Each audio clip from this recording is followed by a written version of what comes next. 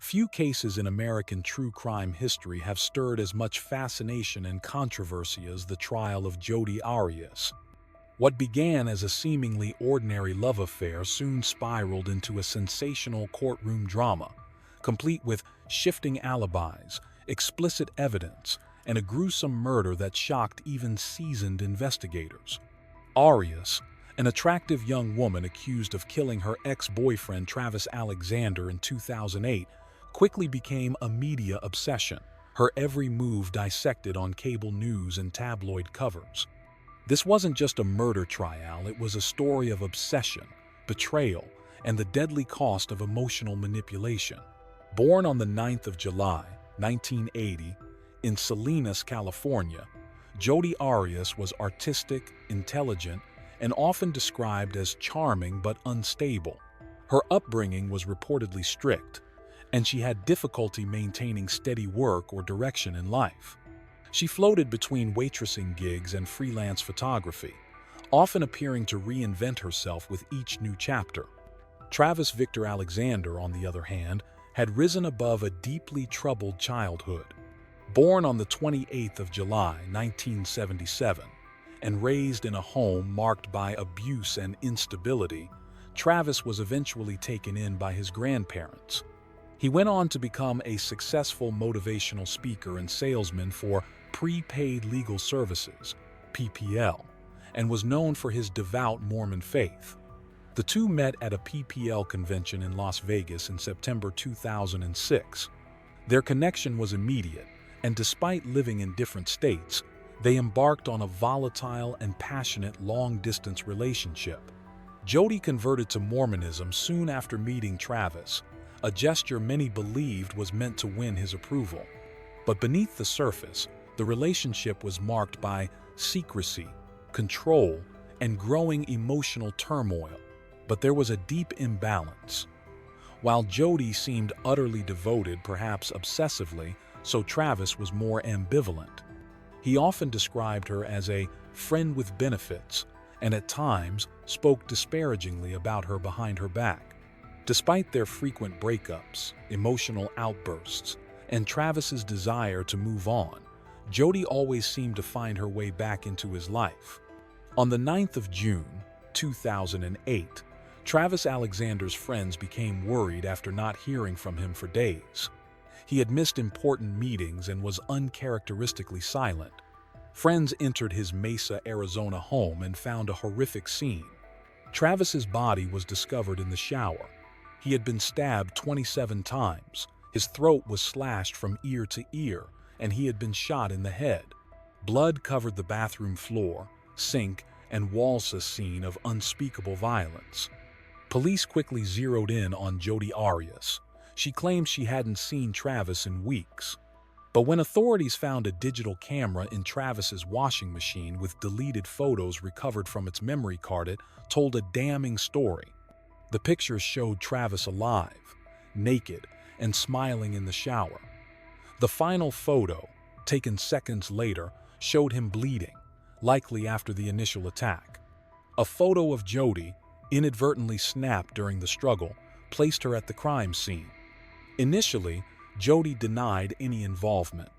Later, she admitted to being present but claimed two masked intruders had committed the crime. Finally, she settled on a third story, that she had killed Travis in self-defense. This evolving narrative would become a major focus during her trial. His family, and those details are known only by us and the person who did it. Okay, and that's one of the reasons I'm here, because I believe that you know some of these details. Okay. And I think you can help us. I would love to help you in any way that I can. Okay. Because we're here at the police department, the sheriff's department here in, was it Siskiyou County? Siskiyou. It was called, okay. And you're considered under arrest or detained. You're not free to go. And I'm a police officer. I have to read you your rights. Okay. I'm sure you've heard them on TV. Jodi Arias was arrested in July 2008 and charged with first-degree murder. Due to the shocking nature of the crime, the case attracted national media attention. When the trial began in January 2013, almost 5 years after Travis's death, it quickly became a televised spectacle. The prosecution, led by Juan Martinez, painted Jodi as a jealous, manipulative ex-girlfriend who couldn't accept that Travis had moved on. He is. Or he stepped out. I don't know if he has 1 foot in, 1 foot out, but he stepped out. Well, he needed to have been out of the shower in order for him to grab you and body slam you, didn't he? Not necessarily. Oh, so you're saying that he was in the shower, and from the shower he kind of reached over and grabbed you and body slammed you sideways, even though he wasn't out of the shower? No, I said he definitely stepped out, but I don't know if he had both feet out or 1 foot out. So when he is in the shower, he at least takes one step out, and you're far enough away so that the water's not going to be getting on the camera, right? Right? Yes. And in this position where his legs are open, potentially, right? Right? Yes.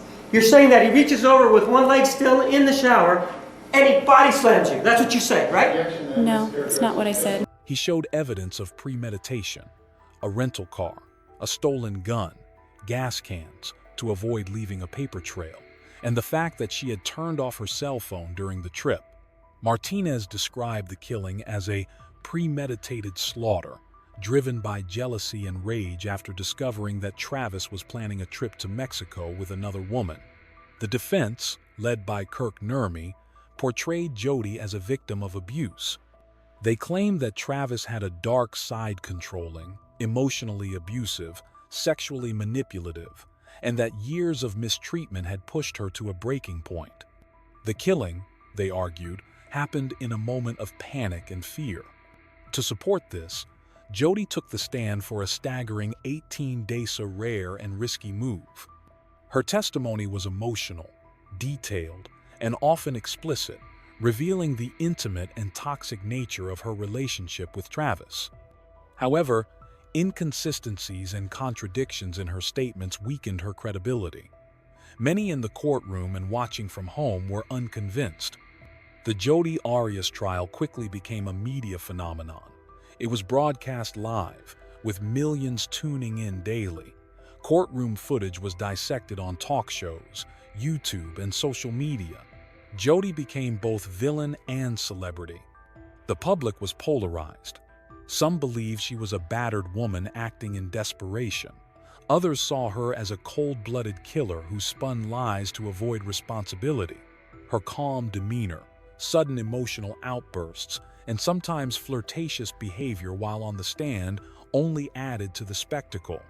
Terms like sex, lies, and murder became synonymous with the case. Cable news anchors debated her guilt like sportscasters, and tabloid headlines screamed for justice. In many ways, the case became less about evidence and more about psychology and performance.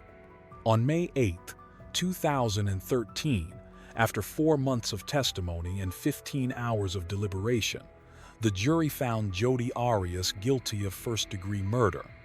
The courtroom gasped. Outside, people cheered. But the trial wasn't over. Next came the penalty phase, to determine whether Jodi would receive life in prison or the death penalty. In a surprising move, Arias gave a televised statement asking for her life to be spared, showing a slideshow of her childhood and pledging to help others in prison. As mitigation, the court finds the defendant has no prior criminal history. The defendant has family and community support. The defendant has mental health issues. The court has also considered the defendant's childhood background, family history, and her expressed remorse. The court finds the mitigation presented is not sufficiently substantial to call for leniency and that a natural life sentence is appropriate. It is ordered the defendant shall be incarcerated in the Department of Corrections for the rest of her natural life with no possibility of parole. The jury couldn't agree on a sentence twice. A mistrial was declared, and the death penalty was removed. In April 2015, Jodi Arias was sentenced to life without parole. The case became one of the first major trials followed in real time on social media. The murder of Travis Alexander was brutal, But what made the Jodi Arias case unforgettable was its disturbing intimacy. This wasn't a random act, it was rooted in love, obsession, and betrayal. Arias was seen as everything from a manipulative liar to a broken woman. Alexander, too, was revealed to be more complex than his public image suggested. When love turns into control, the results can be deadly. And in the age of viral trials, private tragedies become public spectacle judged by millions who never knew the people involved.